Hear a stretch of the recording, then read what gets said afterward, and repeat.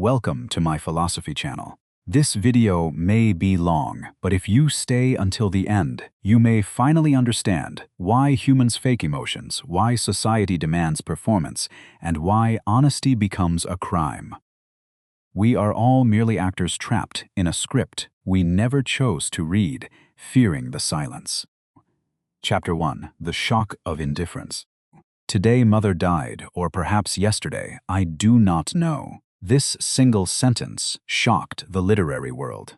It defies every expectation of grief. When a parent dies, society demands a spectacle of sorrow. Tears prove love and wailing confirms humanity. Yet, our protagonist offers nothing but a chilling uncertainty about the exact date of her passing. He does not weep because he does not feel the required sorrow. This absence of emotion threatens the delicate fabric of social order.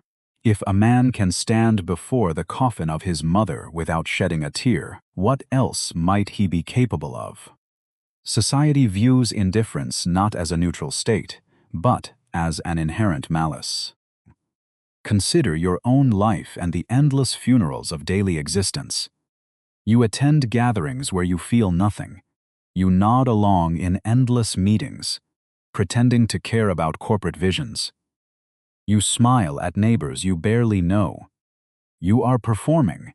We all perform because the alternative is terrifying. To stop acting is to invite total social isolation.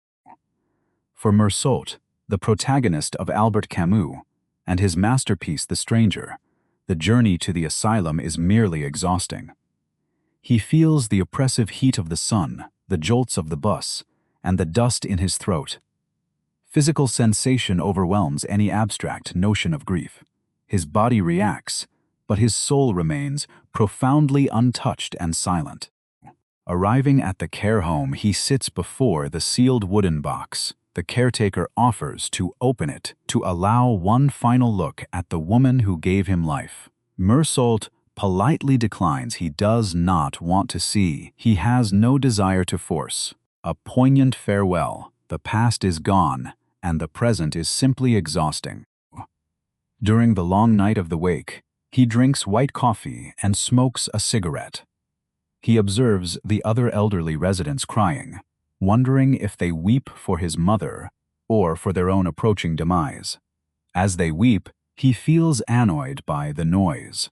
Eventually, he drifts off to sleep, dreaming only of returning to his own bed. The actual burial blurs into a haze of glaring light and suffocating heat. The priest speaks words that fall meaninglessly into the dry earth. When it is finally over, Meursault feels no profound epiphany. He feels only the sweet relief of a man who has finished a tiresome chore. He can finally return to the comfort of routine. His true crime was not committed with a weapon. His true crime was committed, at that very wake, through his refusal to perform the acceptable rituals of mourning. He did not fake a sadness he did not possess. By remaining authentic to his emptiness, he became a monster in the eyes of a world built upon comforting lies. The truest reflection of a fraudulent world is an honest man. Chapter 2. A Man Without Performance. A life without masks is a life completely exposed to the elements. In the days following the funeral, Meursault returns to his normal life without a single hitch. He goes to the beach, swims in the ocean, and meets a former colleague named Marie. They laugh in the water, watch a comedy at the cinema, and spend the night together. There is no period of mourning, no ritual of sorrow. He simply exists. Oh, the outside world, this quick return to pleasure is grotesque. How can a son embrace a lover while the earth above his mother is still fresh? But Meursault is not being malicious. He is merely responding to his immediate physical desires. The cool water feels good against his skin. The touch of another human being brings comfort and warmth. We live in a society that dictates how long we must suffer. There is an unwritten timetable for grief, a proper duration before you are allowed to smile again. If you recover too quickly, you are deemed heartless. We force ourselves to stay inside, to wear dark clothes, to deny our vitality just to prove to others that we cared. Think about the modern social media landscape. When tragedy strikes, everyone rushes to post their condolences. It is a competition of public empathy, a performance designed to show the world you are a good person. If you remain silent, if you simply go for a walk or enjoy a meal, you risk being labeled as a cold and detached sociopath. Meursault refuses to participate in this economy of simulated virtue. His detachment is not a lack of feeling, but a rejection of fabricated sentiments. When Marie asks if he loves her, he frankly replies that the question means nothing, but he probably does not. He chooses brutal accuracy over the comforting lies that grease the wheels of human interaction. Why do we fear the absence of performance? Because it exposes the emptiness of our own rituals. If Meursault can live without pretending, it means our own pretenses are unnecessary. He strips away the grand narratives we tell ourselves about love and grief, revealing the raw, unadorned reality of human existence. He is an alien in a world of actors. The refusal to play the game is the only way to truly see the board. Chapter 3. The Silent Rebellion. Why refusing to lie is more radical than open resistance. True rebellion does not scream. It simply refuses to whisper the expected lies. When we think of rebellion, we imagine barricades, burning flags, and screaming crowds. We picture heroes fighting against oppressive regimes with weapons in their hands. But there is another kind of defiance. It is completely invisible, entirely silent, and infinitely more dangerous to the established order of our carefully constructed world. Albert Camus presents a protagonist who never raises his voice in anger. Meursault does not try to overthrow the government or destroy the capitalist machine. His radical act is shockingly simple. He merely decides that he will no longer say things that he does not genuinely feel inside his heart. From the moment we are born, we are taught the art of the polite deception. We learn to say thank you for gifts we despise. We learn to smile at relatives we cannot stand. These microscopic lies form the invisible mortar that holds the bricks of human civilization together safely.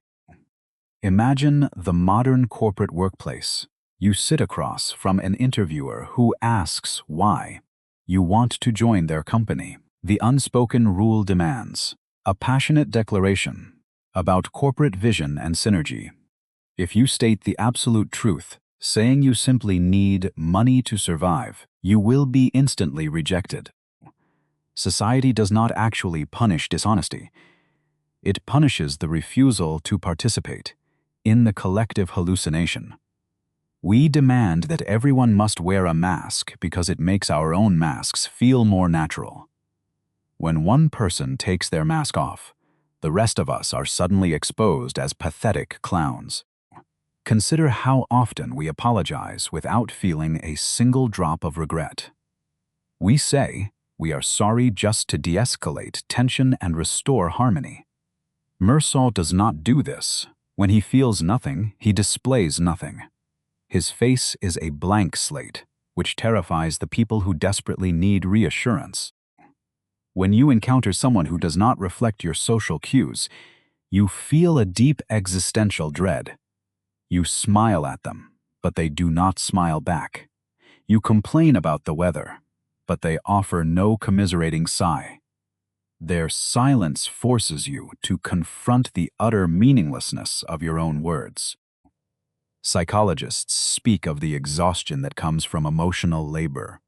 We spend so much energy pretending to be happy, pretending to care, pretending to be devoted employees and loyal friends. Meursault has bypassed this exhaustion completely. By refusing to perform, he conserves his energy for the pure, physical sensations of living.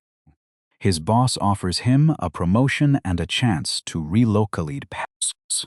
Most men would feign immense gratitude and falsify tremendous ambition. Meursault simply states that people never really change their lives, and that one life is just as good as another. He refuses to worship the false god of progress. This interaction horrifies the ambitious boss. To say that career advancement does not matter is to challenge the entire foundation of the capitalist structure. If upward mobility is meaningless, then the endless grinding toil of the working class is nothing but a cruel joke. Meursault unwittingly exposes the ultimate scam. We are taught that ambition is a virtue. We must constantly strive for a bigger house, a better title, and a more impressive status. But why must we desire these things? Meursault recognizes that moving to Paris will not change the fundamental absurdity of his existence.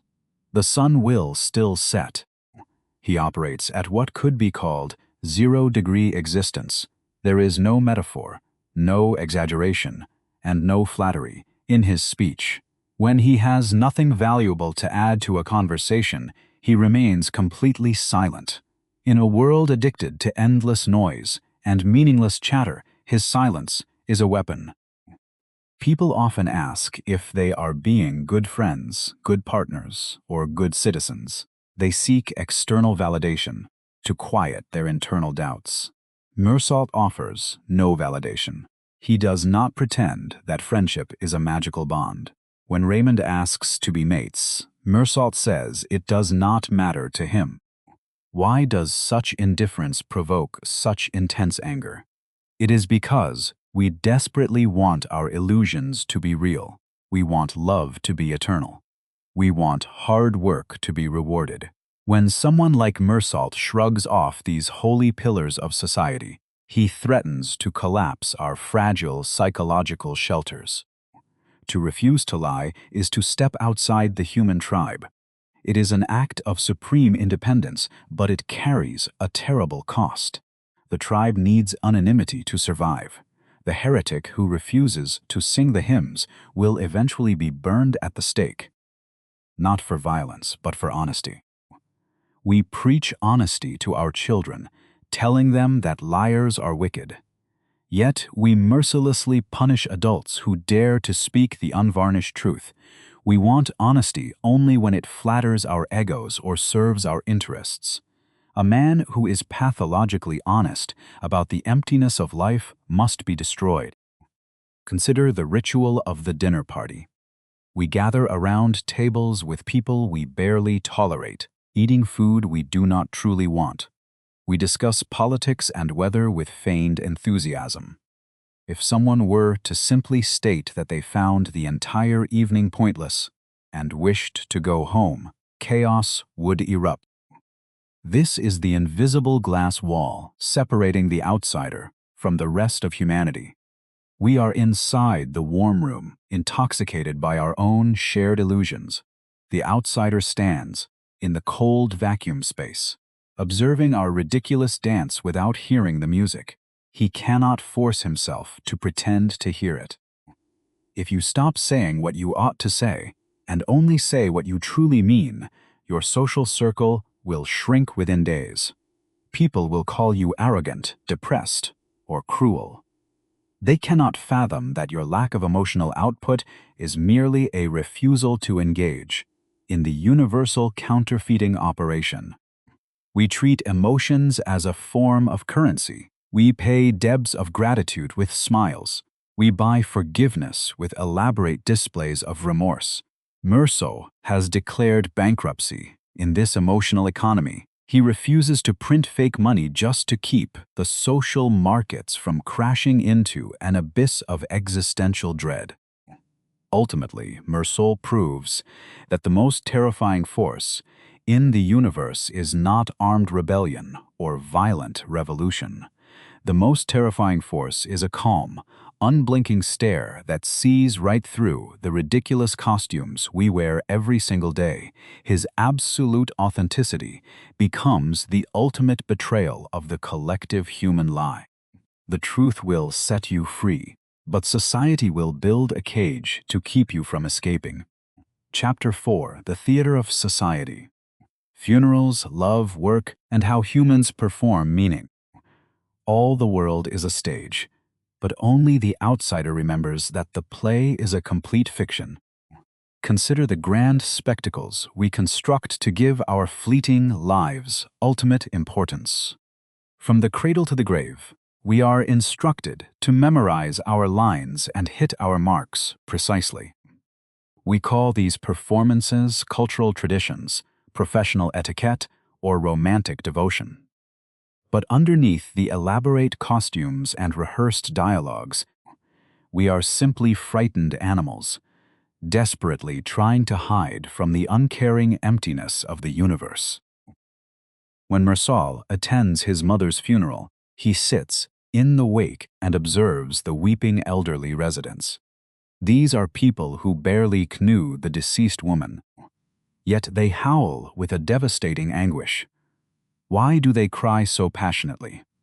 They are not truly mourning her departure. They are rehearsing for their own inevitable demise. They weep for their own fragile bodies and the terrifying proximity of the grave.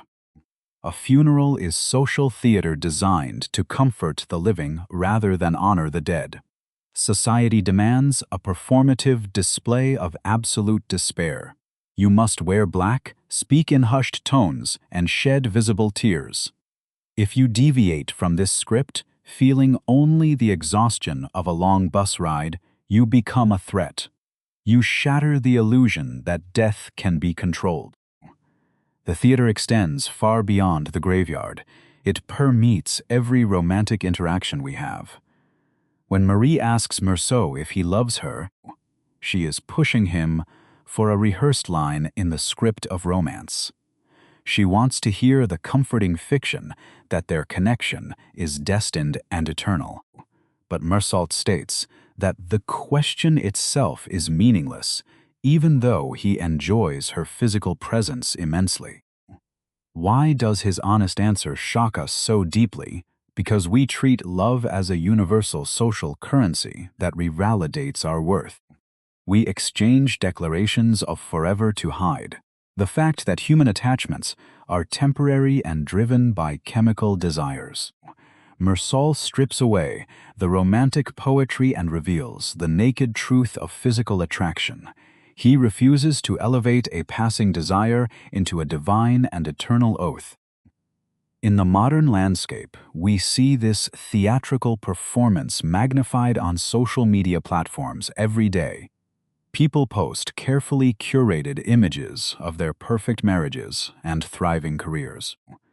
They are not documenting reality. They are broadcasting a fictional identity to seek applause from an invisible audience.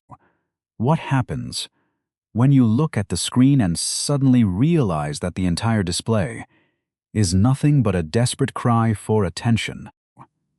Our professional lives are equally drenched in this fabricated meaning. When Meursault is offered a chance to relocate to Paris for a better position, his boss expects a display of extreme gratitude and ambitious fervor. A normal employee would pretend that this corporate promotion was the fulfillment of their deepest life purpose. Instead, Meursault simply replies that one cannot ever truly change their life.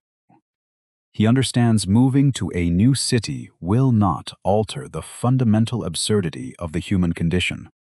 The sky will still fade to black, and the end will still be the grave.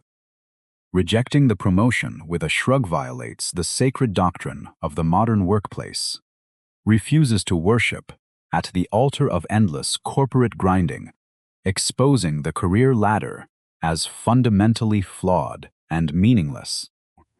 To survive in society, we are taught to play along with the illusions that everyone else accepts as reality. There is a story Meursault reads in an old newspaper about a Czechoslovakian man who leaves home, becomes wealthy, and returns unrecognized. He decides to play a joke on his mother and sister, by hiding his true identity and showing off his vast riches as a stranger. This play acting leads to a horrific tragedy when his own family murders him for his money, only discovering his identity after the fact. Meursault concludes that the man brought his doom upon himself simply because one should never fake their identity or play games with reality. The moment you step into a role and embrace the fiction, you invite a fatal collision with the absurd truth of existence. We all tell ourselves comforting fictions to survive the silent indifference of the universe.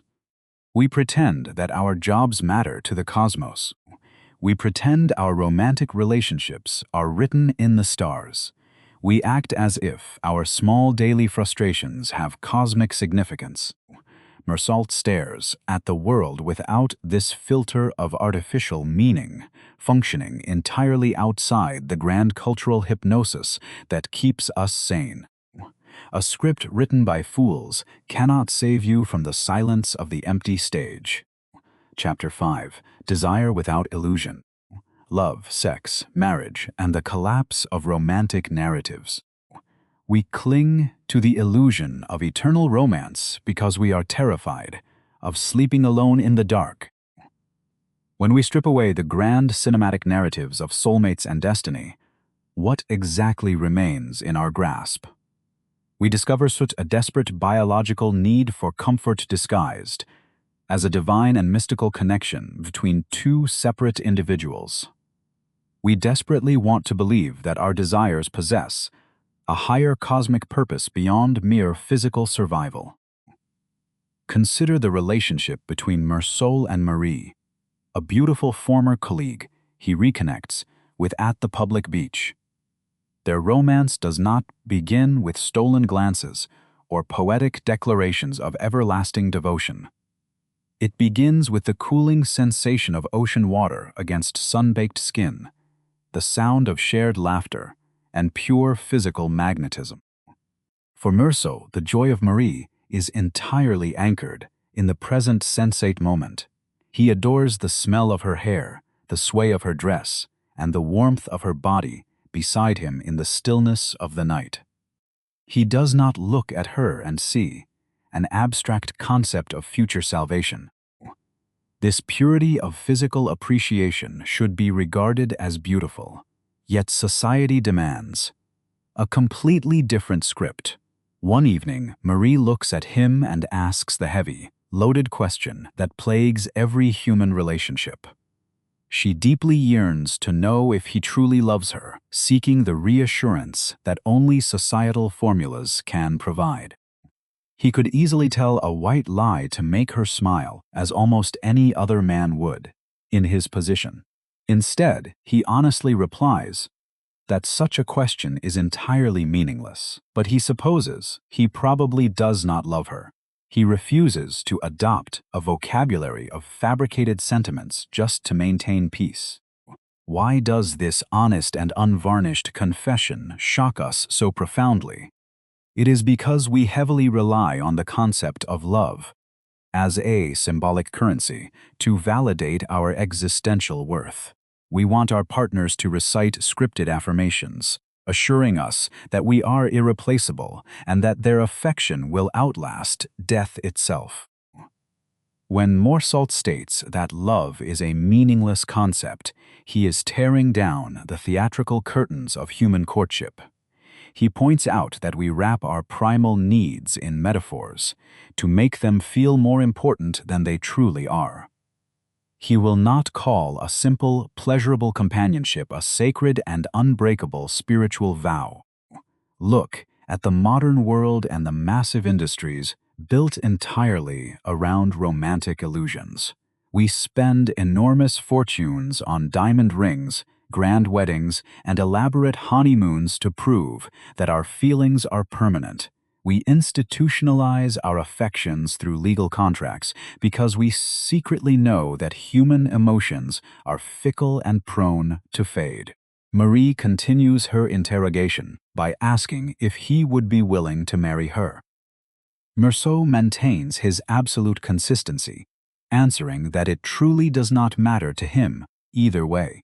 He casually remarks that if she wants to get married, they certainly can go ahead and do so whenever she desires.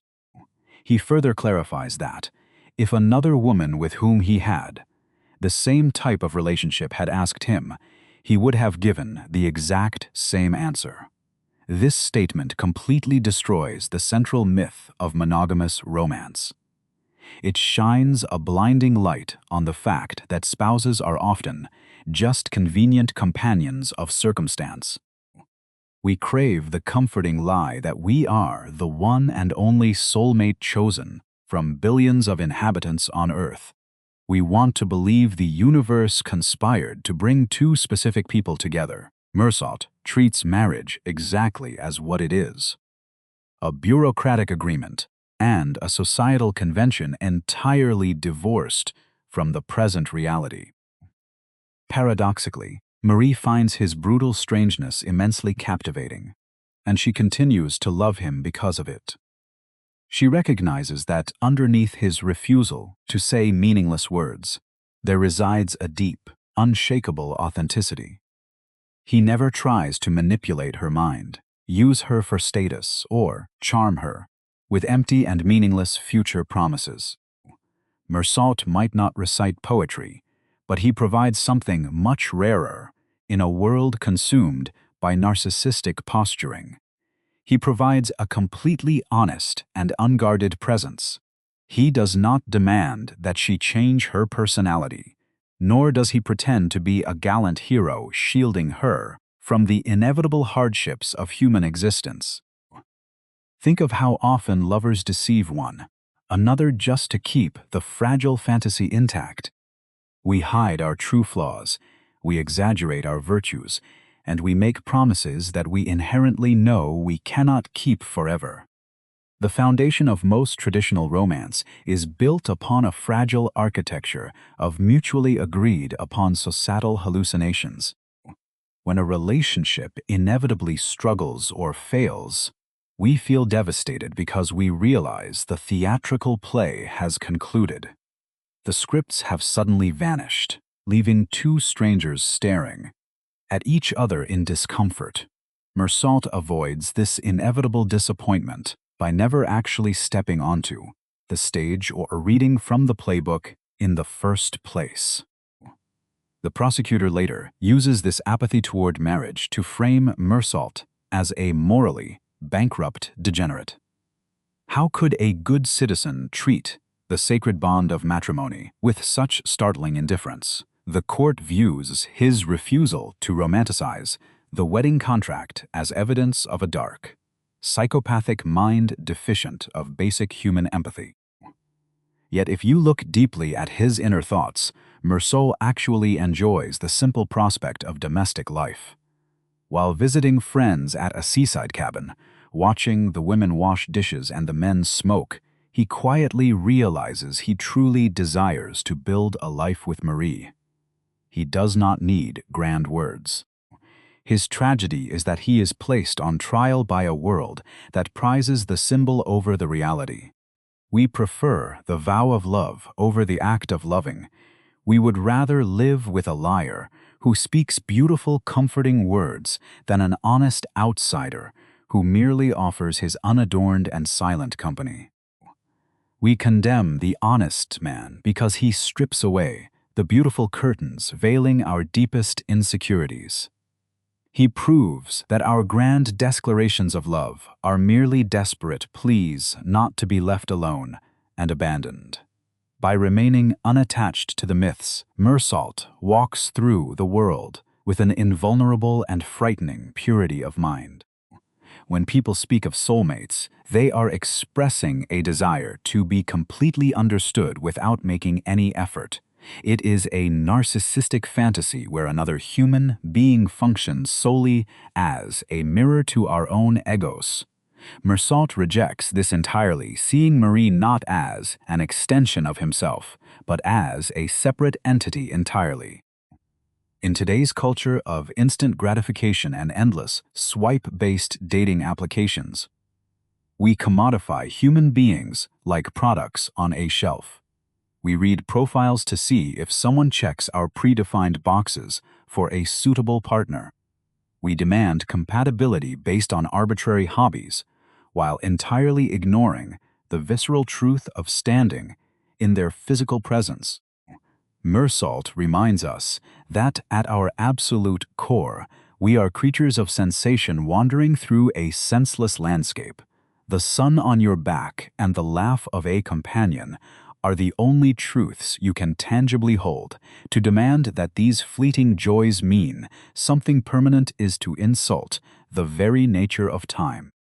The absurdity of romantic love lies in its furious attempt to build eternal fortresses on shifting sands. We pour all our existential dread into one relationship, expecting another flawed human being to save us from the void. When they inevitably fail to provide salvation, we turn our intense passion into bitter and resentful hatred. Meursault is incapable of harboring such hatred because he never demanded salvation from Marie. In the first place, he accepted her exactly as she arrived in his life, expecting nothing more than the evening they shared.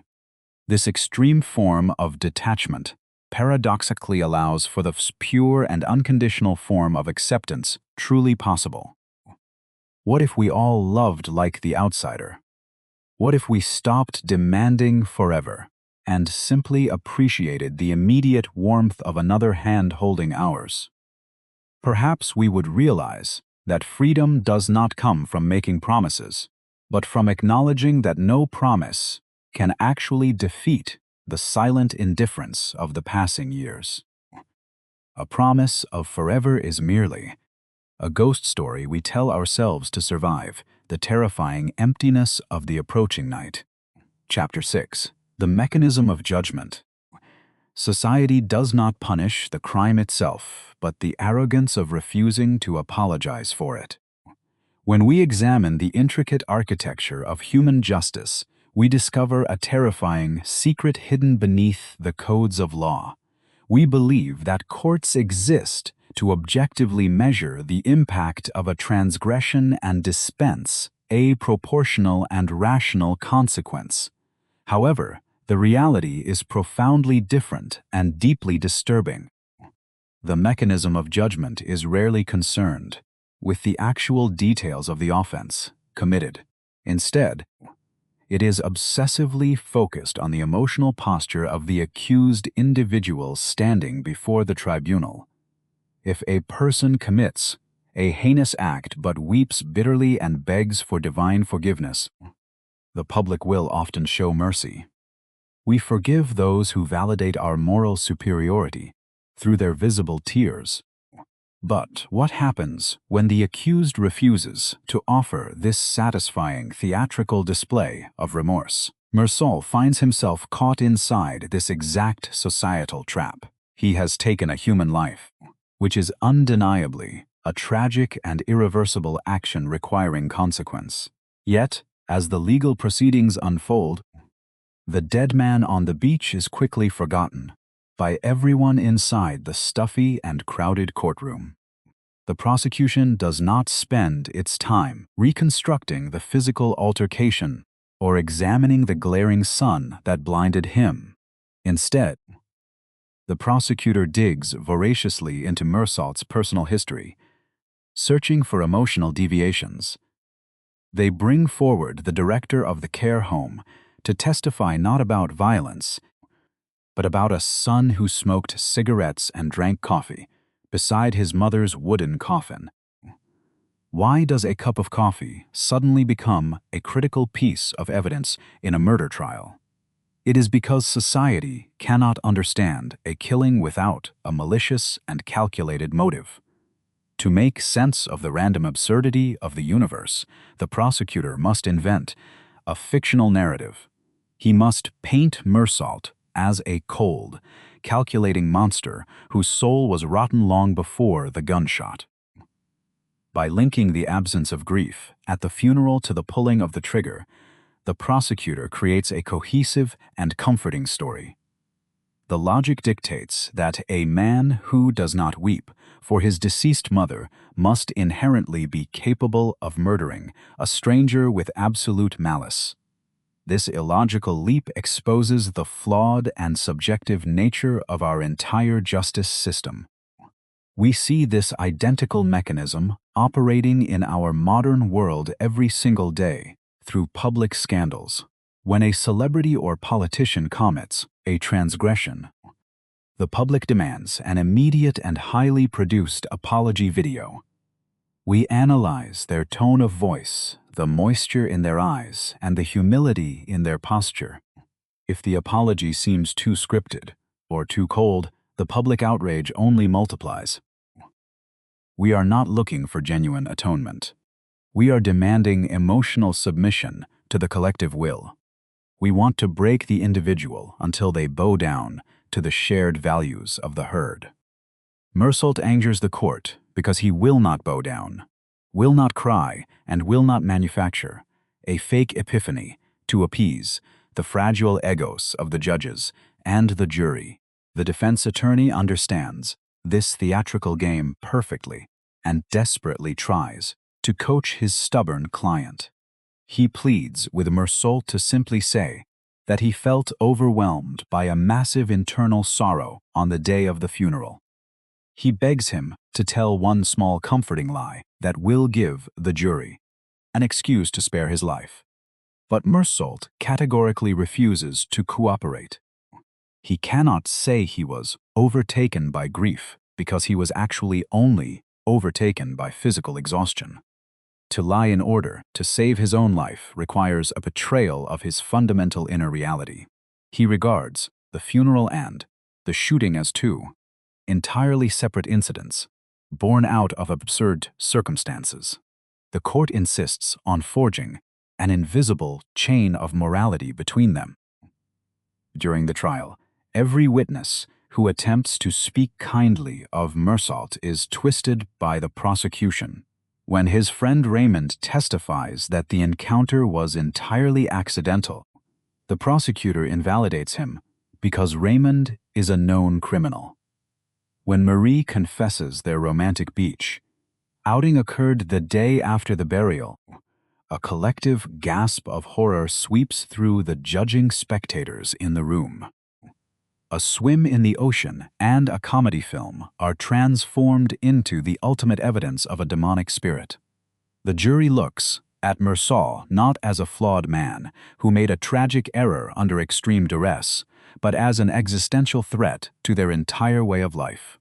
If someone can ignore the sacred rituals of death and love, no cultural institution is truly safe. Judgment is therefore a defensive mechanism created by society to protect its own fragile illusions of meaning. By condemning the outsider as a freak of nature, the crowd reassures itself that its own rules are valid and divinely ordained. They cannot admit that Meursault is just a normal human being existing in a senseless world, because that would mean they are also existing in a senseless world. Have you ever found yourself harshly judging a colleague who refused to participate in a forced office celebration? Did you feel a strange resentment toward a friend who walked away from a toxic argument without engaging emotionally? We punish emotional detachment because it denies us the validation we desperately seek from others. We need their outrage or their tears to prove that our own feelings actually matter. The courtroom in the novel is a microcosm of the human desire for absolute narrative control. We cannot tolerate the idea that actions erupt from random physical discomforts like blinding sun and stifling heat. We need villains to have master plans, because a planned evil is far less terrifying than a completely random and absurd tragedy striking without any rhyme or underlying reason whatsoever. Ultimately, Meursault is placed on trial for the ultimate crime of refusing to be formatted by society.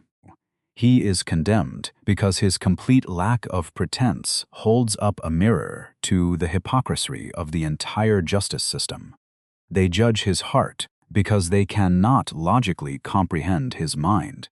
And in doing so, they prove that human justice is nothing but a coordinated performance of self-righteousness. A courtroom rarely weighs the truth of an action. It only weighs the convincing power of the accused actor. Chapter 7. The Crime of Honesty. Why truthfulness becomes a threat to social order. The greatest offense a man can commit is to speak the absolute truth in a room full of comfortable liars. We constantly claim to value honesty, yet we only accept truths that conveniently validate our chosen narratives. Meursault possesses a terrifying form of honesty because it remains entirely uncompromising. He refuses to filter his inner reality to protect the feelings of others. In a culture built upon polite fictions, his raw transparency is diagnosed as a malignant disease that must be eradicated. During the pretrial interrogations, the magistrate frantically waves a silver crucifix in front of his face. He demands to know if the prisoner believes in God. He wants Meursault to play the traditional game of sin and divine redemption. If Meursault utters one simple lie and fakes a spiritual awakening, he will be granted mercy. But he resolutely declines the offer. Why does the magistrate become so hysterical when encountering this quiet disbelief? He realizes that if Meursault does not believe in God, the magistrate's own life suddenly loses its foundational meaning. Meursault's absolute honesty directly threatens the entire moral universe of the judge. The legal system desperately needs the criminal to repent in order to validate its own righteous authority. Look closely at our modern realities, and you will see this dynamic everywhere.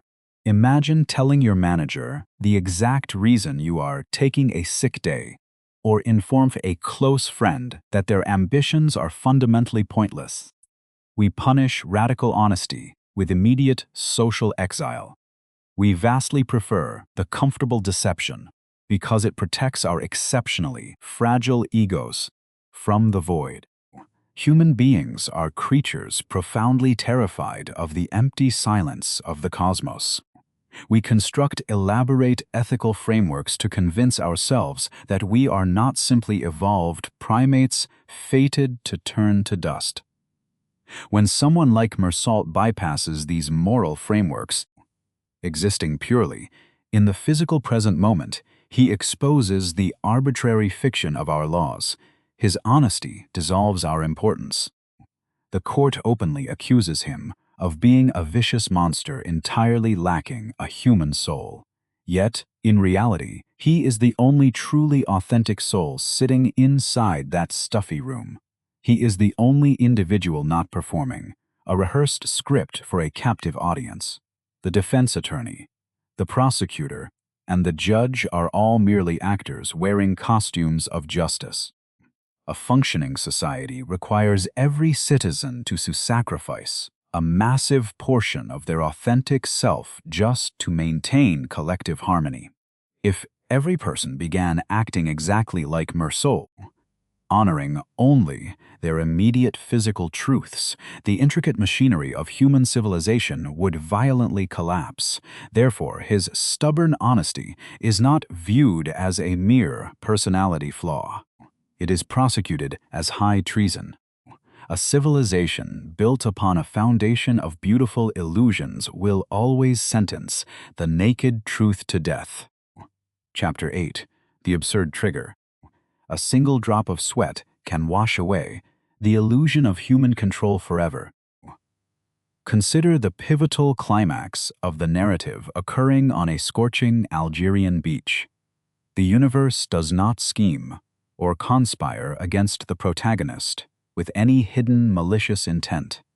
There is no grand orchestration of fate leading to the tragic encounter. There is only the overwhelming physical reality of the unforgiving sun beating down upon a fatigued and overheated human body. Meursault wanders along the sand seeking nothing but a small patch of cooling shade. He does not harbor deep resentment toward the Arab man waiting near the rocks. He does not carry the weapon with a premeditated desire to inflict harm. He is simply exhausted by the heat and wishes to escape the oppressive glare of the afternoon sky. When the Arab draws his knife, the sunlight catches the gleaming steel instantly. A brilliant and piercing flash of light strikes Meursault directly in the forehead like a long sword. It is not a metaphorical attack but a visceral and blinding sensation of pain. In that exact fraction of a second, the delicate boundary between rational thought and physical reaction completely dissolves into nothingness. He pulls the trigger not out of hatred, but out of a desperate need for immediate relief. The gunshot shatters the silence of the beach and tears through the fabric of his life. He destroys the perfect equilibrium of the day, simply because the sun was too bright and the sweat was stinging his eyes. The emotional motive is entirely absent. Why is this lack of motive so profoundly disturbing to the rational human mind? We demand that tragedy must spring from complex emotional depths or grand ideological conflicts. We cannot accept that a man might end another life solely due to environmental irritation.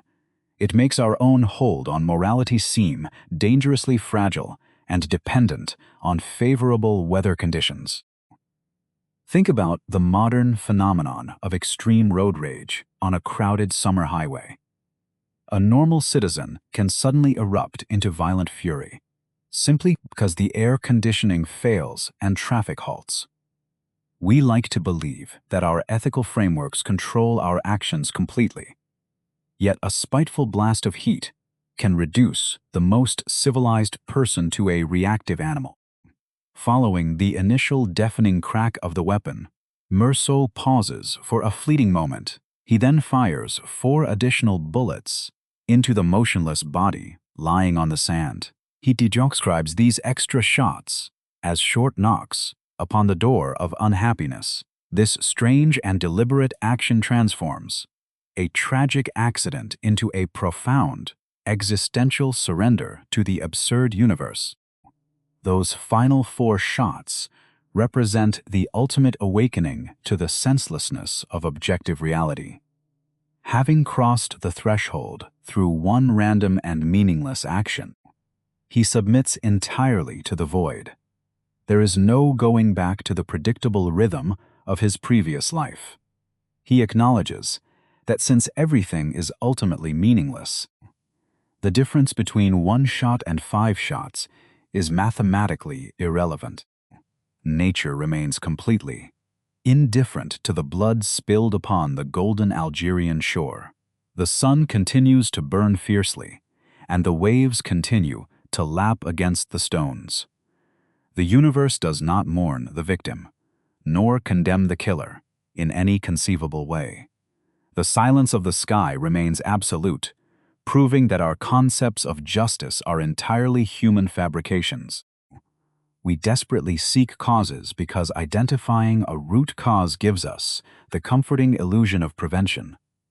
If murder stems from greed or jealousy, we can formulate laws to deter it. But if murder stems from the blinding glare of a random Tuesday afternoon, society is powerless. The absurd trigger destroys the myth that we can safely predict and control human behavior. In our daily lives, we endlessly rationalize our mistakes long after they already occur. We invent complex psychological explanations for why we yelled at a beloved partner. We rarely admit that we were simply tired, hungry, or physically uncomfortable at that specific time. We clothe our biological failings in elaborate intellectual excuses to maintain our dignity and protect our fragile pride. Meursault refuses to invent a convenient rationalization for the courtroom spectators to eagerly consume. When asked by the astonished judge why he fired the weapon, he cannot offer a traditional reason formulated upon hatred. This brutal honesty elicits mockery and outrage from every single person inside the room. They assume he is being arrogant, failing to realize he is offering the most accurate explanation possible. Consider the anxiety this creates within the highly structured confines of modern civilization. We build institutions designed to punish intentional malice and reward deliberate virtue. But the absurd does not operate on a scale of human intentions. It operates through pure randomness, reminding us that despite our best efforts, chaos constantly lurks just beneath the surface of our tightly managed realities. We spend our entire lives curating plausible motives for every action we take. We explain our career choices through passions and our friendships through shared sacred values. We hide the fact that much of life is merely a reaction to immediate environmental stimuli. To admit that the sun could dictate destiny is to admit that our free will is largely a philosophical illusion. By firing the gun without a sensible reason, Meursault exposes the great secret of existence. Meaning is not something inherent to actions. Meaning is applied retrospectively by a panicked society. The gunshot has no meaning until the courtroom invents one to satisfy its need for order. Thus, the real tragedy is not the death itself, but the desperate human attempt to rationalize the irrational. To accept the sun as a valid motive is to accept that we are all fundamentally vulnerable. It means that the dividing line between an ordinary worker and a condemned criminal is shockingly thin. The absurdity of the trigger haunts us because it whispers a terrifying secret. You are only one blinding flash of light away from losing everything you hold dear. We blame the shadows because we cannot bear to stare directly into the indifferent sun. Chapter 9. The Trial of the Soul. A courtroom is not a temple of truth. It is a theater designed to punish the unscripted actor. The sweating walls of the Algerian courthouse are packed with eager spectators and hungry journalists. They have gathered not to witness a careful meting out of rational justice, but to gorge themselves on a grand moral spectacle. The atmosphere resembles a crowded theatrical premiere far more than a solemn legal proceeding. Everyone is waiting for the villain to arrive on stage. We must ask ourselves why the general public craves the downfall of a transgressor with such salivating intensity. It is because condemning another human being provides an intoxicating rush of artificial righteousness. When we point our fingers at the accused sitting in the dock, we temporarily forget our own hidden sins. The public trial functions as a glorified societal cleansing ritual. Inside this oppressive room, the actual victim is almost entirely forgotten by the raging legal professionals. The nameless Arab man who perished on the Golden Beach is rarely mentioned as a real human being. His death is merely the convenient inciting incident that allows the state to target its true enemy. The state is not prosecuting a murder. It is prosecuting an attitude. The lead prosecutor stands as the ultimate champion of societal conformity and fabricated meaning. He weaves a masterful tapestry of complete fiction, connecting completely unrelated events into a sinister web of premeditated evil. He declares with trembling outrage that a man who smoked at his mother's funeral destroys the very fabric of human civilization. He substitutes emotional hysteria for objective fact. This bizarre logical leap reveals the terrifying flaw in our concept of objective human justice. The court disregards the random and chaotic nature of the physical world entirely.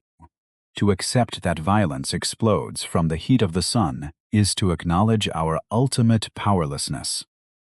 Therefore, the prosecutor must invent a cold and calculating monster to maintain the illusion of social control. Consider the modern phenomenon of the digital public shaming campaign sweeping across social media networks. When a person makes a grievous error, the online mob does not merely judge the specific mistake, they dig years into the past, excavating meaningless jokes and innocent actions to construct a narrative of absolute depravity. We demand that a single flaw represents the entire corrupted soul. Meursault sits in the defendant's chair, feeling startlingly detached from the fierce battle raging around him. The prosecutor and the defense attorney argue passionately about his fate, yet they exclude him from the conversation completely. They speak of him in the third person, stealing his identity and replacing it with a fictional character. He becomes a mere prop in his own tragedy.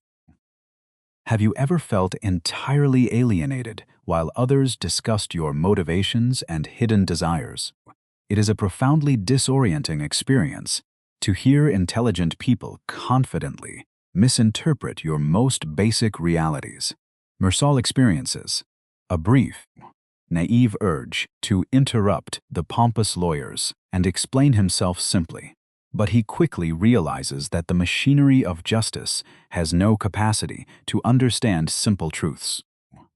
His own defense attorney commits the ultimate betrayal by attempting to speak in the first person.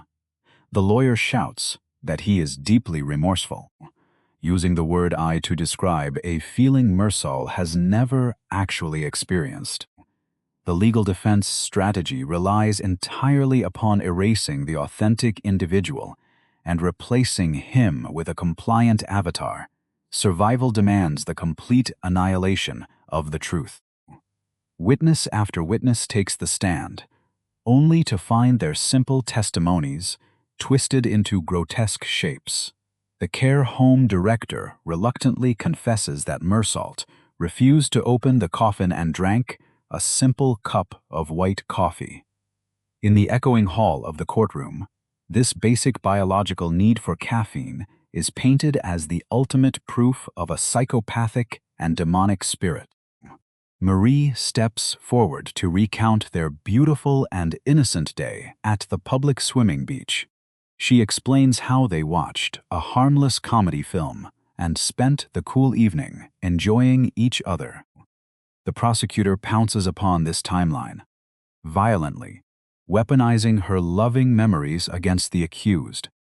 A refreshing swim becomes a calculated celebration of a deceased mother, twisting joy into malice.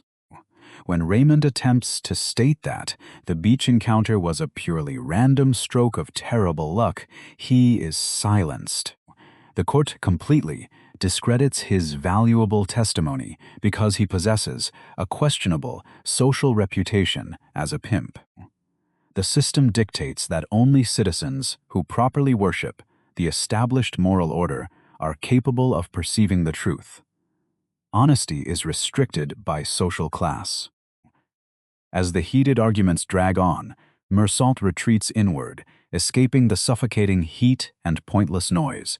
He listens to the familiar sounds of an ice cream vendor working on the street far outside the window.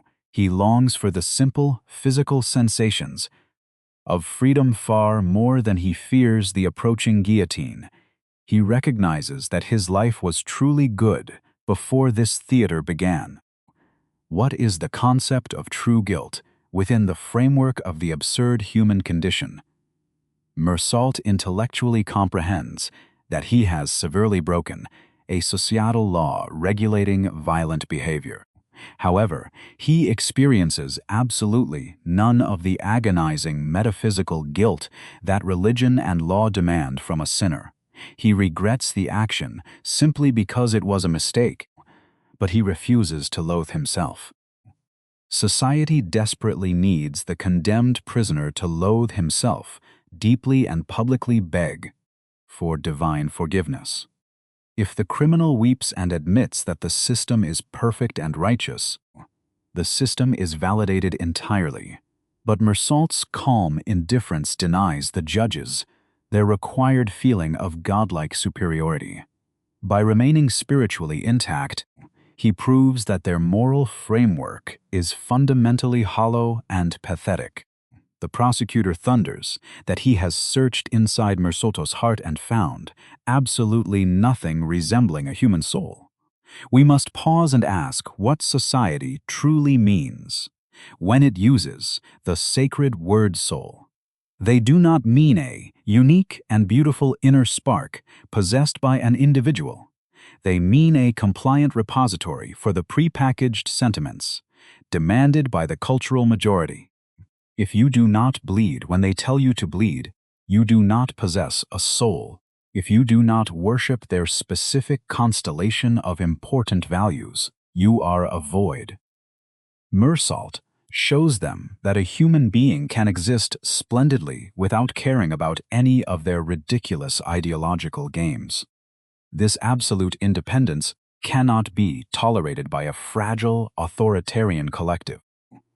Ultimately, the verdict passed down from the stately bench is not an exercise in rational criminal justice. It is a desperate societal exorcism designed to purge a frightening anomaly from the herd. They must sever his head in the public square because letting him live exposes the great illusion. His continued existence threatens to reveal that our rules are utterly and completely meaningless. We watch this theatrical tragedy unfold and must reflect upon our own daily judgments of others. How often do we condemn a colleague simply because they react differently to a shared workplace crisis? We mistake emotional nonconformity for actual malice because we lack the courage to accept diverse reactions. We are all guilty of acting as the outraged prosecutor in our own small courtrooms. To condemn a man simply for remaining authentic to his immediate sensations is the ultimate institutional crime. Meursault never tried to force anyone else to live according to his specific philosophy of absurdity. He only wanted to be left alone to enjoy the sea and the sun in absolute peace. Yet society chased him into the shadows simply because he would not act. Justice is blind, not because it is impartial, but because it refuses to see the absurdity of its own reflection. Chapter 10. The Punishment of Difference. A society built on shared illusions cannot afford to leave a single mind awake. Why does the collective demand the destruction of the individual? It is not merely a matter of maintaining physical safety or enforcing legal statutes. The true danger of the outsider lies in their terrifying ability to expose the fragility of the entire social construct. When one person refuses to participate in the collective hallucination, the hallucination itself begins to violently collapse. Look at the final verdict handed down to Meursault in the sweltering courtroom. He is sentenced to have his head severed from his body in a public square. This is not a quiet or dignified execution designed simply to remove a dangerous criminal from the streets. It is a grotesque and highly visible spectacle intended to serve as a brutal warning. We must understand the psychology of the crowd that gathers to witness such an execution. The spectators do not hate Meursault because he took a life on the beach. They hate him because his absolute indifference makes them feel deeply and profoundly foolish. They have spent their entire lives following arbitrary rules, and his existence mocks their lifelong obedience. Consider the modern corporate environment or a tightly knit suburban neighborhood. If you suddenly stop participating in the endless gossip, the forced team-building exercises, or the performative outrage, you will not simply be ignored. You will be actively ostracized, labeled as toxic, and eventually pushed out completely. The herd instinctively attacks the creature that refuses to move in unison. We pride ourselves on living in enlightened times, celebrating diversity, and promising individual freedom. Yet, we only tolerate diversity when it operates within the strict boundaries of the established script. We love the eccentric artist provided they still crave our applause. Meursault craves absolutely nothing from society, which renders him completely uncontrollable and utterly terrifying to the established ruling class. When the system encounters an entity it cannot control through shame, guilt, or the promise of reward, it must resort to physical annihilation. The guillotine is the ultimate admission of societal failure. It proves that the judge and the priest could not conquer his spirit, so they must instead destroy his physical vessel. Violence is the last refuge of frightened ideologies. In a perverse way, the execution transforms Meursault into a bizarre kind of philosophical martyr. He dies precisely because he refuses to surrender his authenticity to the demands of the frightened majority. He goes to the scaffold without weeping, without begging for salvation, and without offering the satisfying tears of a broken man. His silence remains his most powerful weapon. The executioner's blade does not kill the truth. It only proves how desperately the world fears it. Chapter 11. The Prison of Awareness. True imprisonment is not being locked inside a cell, but being locked inside the unrelenting cycle of time. When the iron door slams shut, the prisoner is instantly cut off from the forward motion of the world. Inside the cell, the future ceases to exist entirely. There are no experiences to anticipate, no ambitions to pursue, and no immediate surprises waiting around the corner. The prisoner is left with nothing but the suffocating weight of the endless present moment and the ghostly echoes of his distant past. Meursault spends his first months grappling with the primal agony of lost physical freedom. He craves the ocean breeze, the taste of a cigarette, and the comforting touch of a woman. He discovers true punishment is not the deprivation of space, but the deprivation of biological desire. The authorities starve his senses until he realizes that freedom was simply the unrestricted ability to satisfy those constant physical human cravings. Eventually, a terrifying psychological shift occurs within his mind. He adapts to the deprivation and discovers the bizarre human capacity to get used to absolutely anything. The crushing boredom forces him to turn inward, navigating the unexplored continents of memory. He realizes that a man who has lived for only one single day could easily spend 100 years in prison rehearsing every tiny detail of that specific past experience. Consider how we operate in our own modern daily routines. Most people wake up, commute to work, complete repetitive tasks, and return home to sleep. We exist in a self-imposed prison of routine, numb to the passing of the hours. We often believe we are completely free, yet we willingly lock ourselves inside predictable patterns, because the vastness of true freedom is psychologically terrifying to navigate alone. Time loses its meaning when every single day looks exactly like the one that came before it. Meursault loses track of the days, with only the words yesterday and tomorrow retaining any legitimate significance. His complete existential isolation strips away the artificial milestones society invents to make life feel important. Birthdays, anniversaries, and holidays are exposed as childish fictions created to hide the monotony of unending human existence. Yet within this oppressive isolation, he achieves a bizarre and unprecedented clarity of consciousness.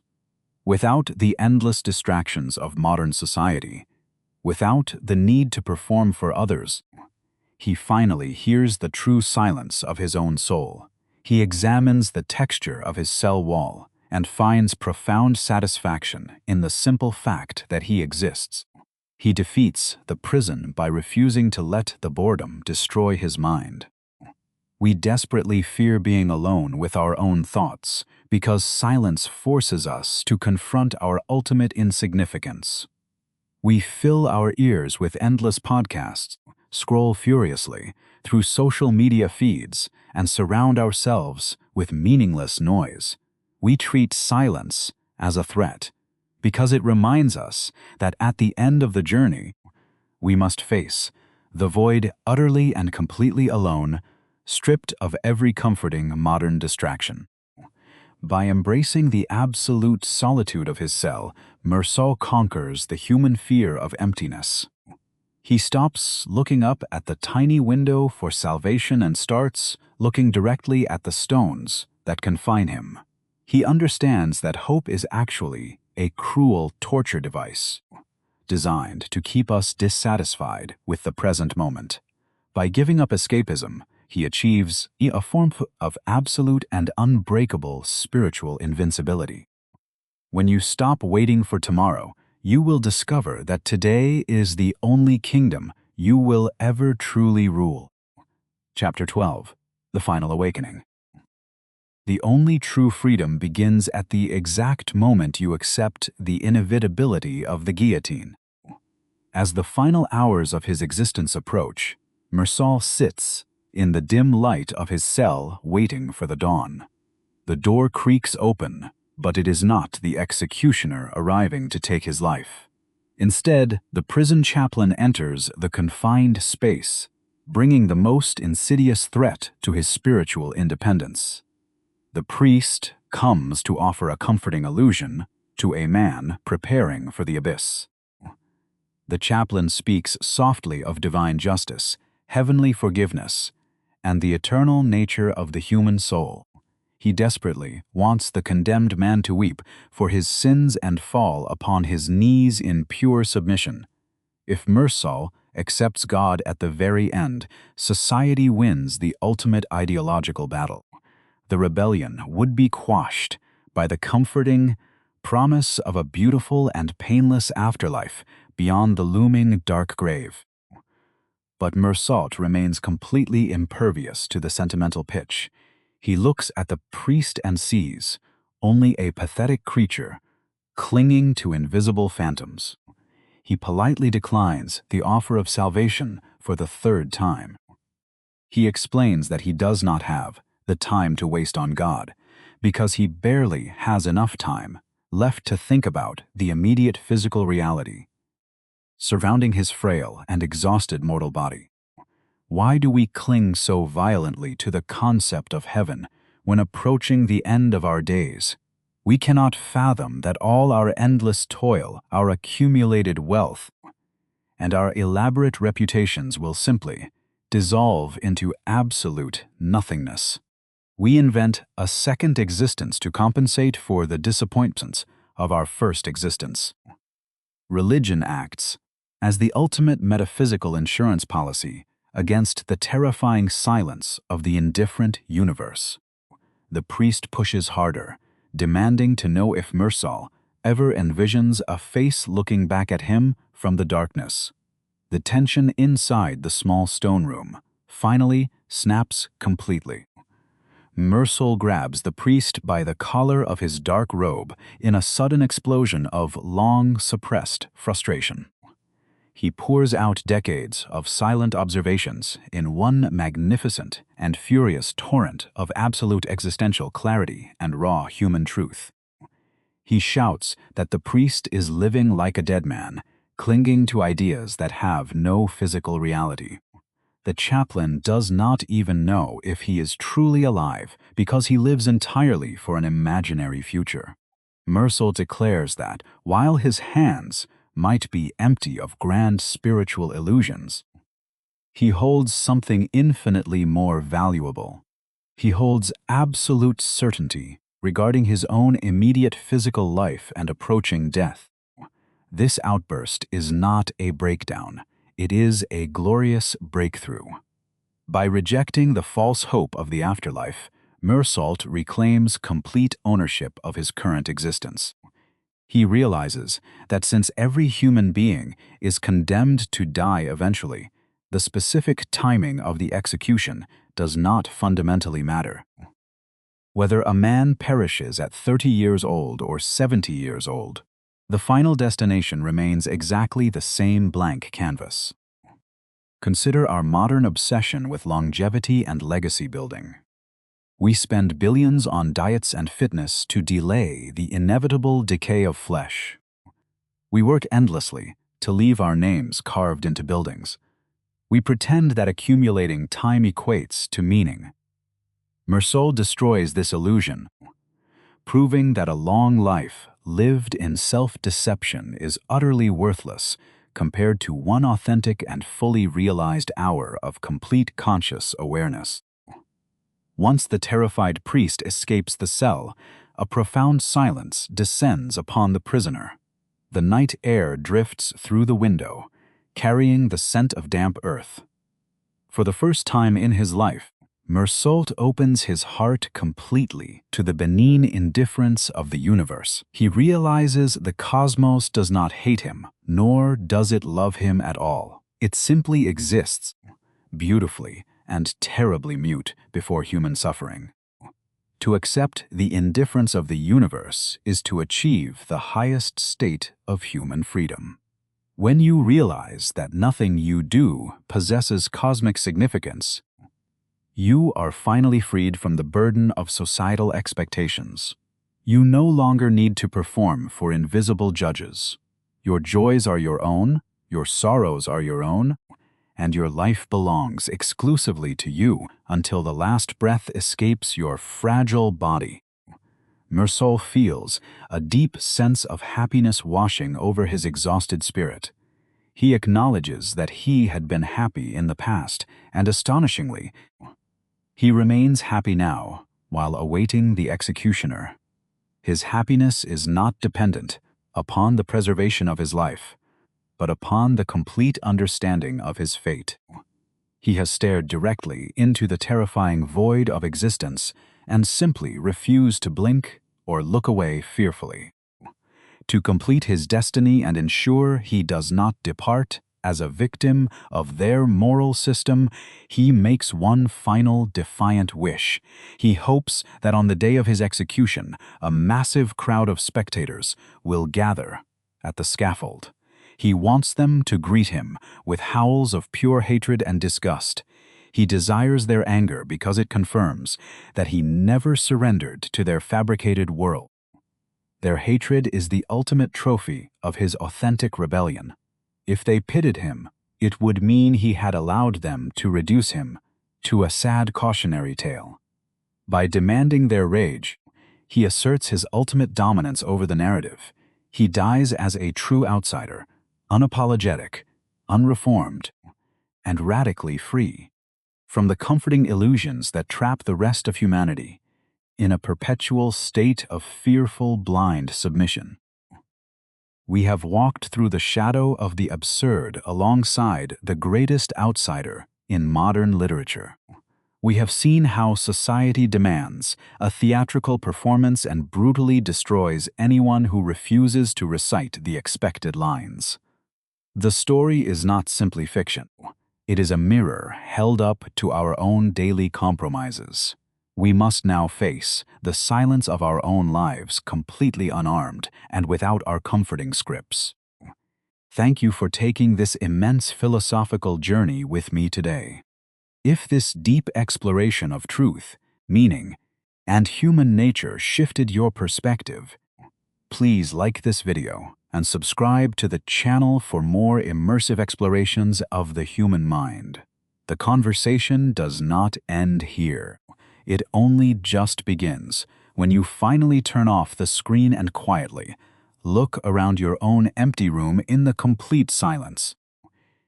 If you finally see through the illusion of meaning, will you still choose to live inside it?